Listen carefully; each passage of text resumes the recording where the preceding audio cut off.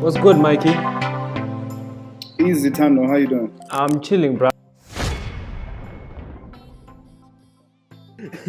So, tell me there, what do you do as a profession? What is your passion and what makes you stand out? Yeah.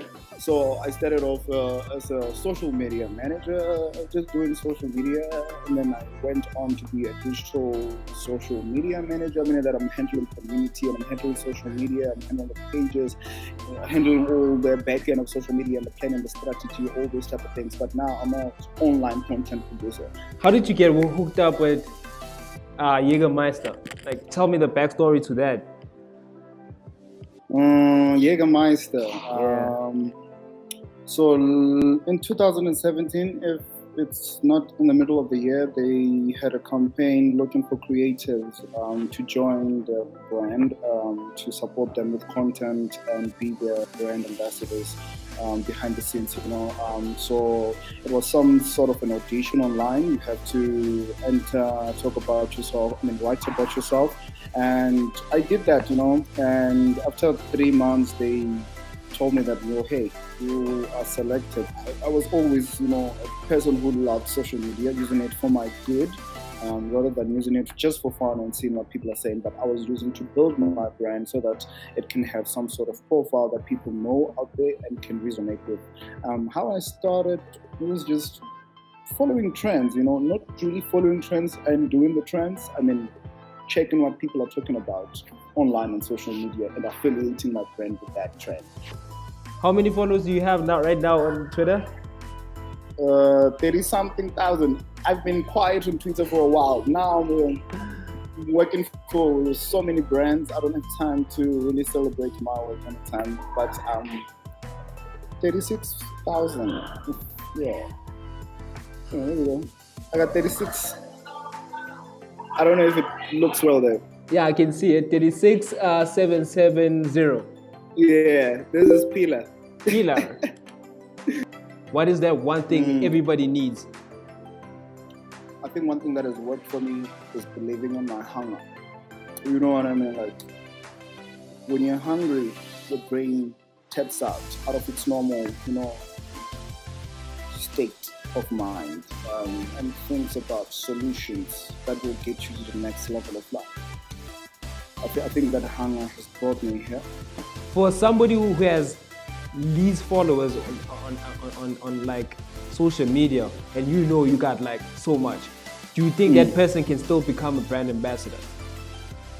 So, affiliating with social media, it depends, man. Sometimes you're an ambassador just because of your followers. Sometimes you're an ambassador just because of your work. So I think people mustn't think more about, having this amount of followers makes you a brand ambassador or makes you so famous with, where brands can approach you. No, if you believe in your work and you don't really have the necessary likes and followers, you can use your portfolio to approach this, brands.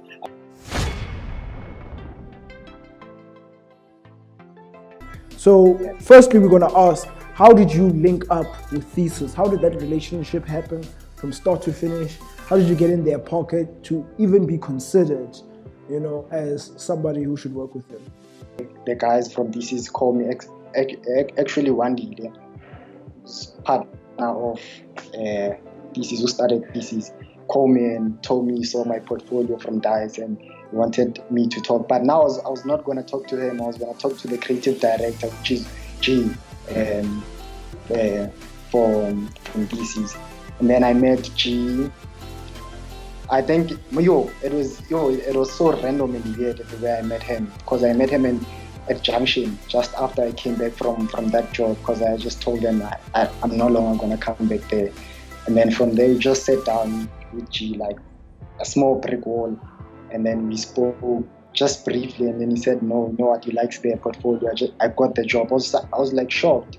We'd like you to take us through the day, either the day that you gave them the print, or if you were there at the photo shoot, the 10 and 5 photo shoot. Take us through that journey. How was the collaboration through your eyes? Like, describe that full collaboration. My second meeting with G was in Braamfontein. Yeah, I think it's a coffee shop or a small restaurant. Yeah, in Bram. We met there. When I came there, he told me, you know what, we have this big thing that we need to work on, and we need to get the word out as quickly as possible. And so he told me that we're working on Jägermeister. It's a collaboration with them in DC. From there, we started like coming up with ideas as to what we can do with the collaboration in terms of like design, pattern. One thing that resonated with the conversation was like using the ingredients of Jägermeister, the one that I infused in the liquid itself. So we took those, we researched a bit about those ingredients, and then we found them out, and then from there we developed a pattern, and the rest of the stuffs were just inspired by the shop, how the shop is situated in the township, and the rich history of the township, and just people coming together. There's a t-shirt that has a short, and then it has a social media pop-up sign whereby if maybe you're inviting someone, it pops up on your Instagram, and then beneath it says Jäger anyone. So that approach was to like invite people to come together and share this experience with us through this season Jägermeister. So why did you want to start your own shit? Just want to start my own thing to be self-sufficient, because nowadays like you find people like relying on salaries. Salaries are not enough for the life that we want to live, and things also are getting expensive. But when you start your own shit, then you know you can rely on yourself whenever, wherever, and also like that teaches you to be your own man and do things your own way. And also like I want to start my own thing, because like in the black community or creatives are mostly shunned, so I want to open a space for black creatives to come also to have their fair share of opportunities, just as Umuzi is doing now. So I also want to give back to where I come from. So I love that part. That was my favorite part. Nice to talk to you, dog. All love, brother. Nice to meet you. Love, man.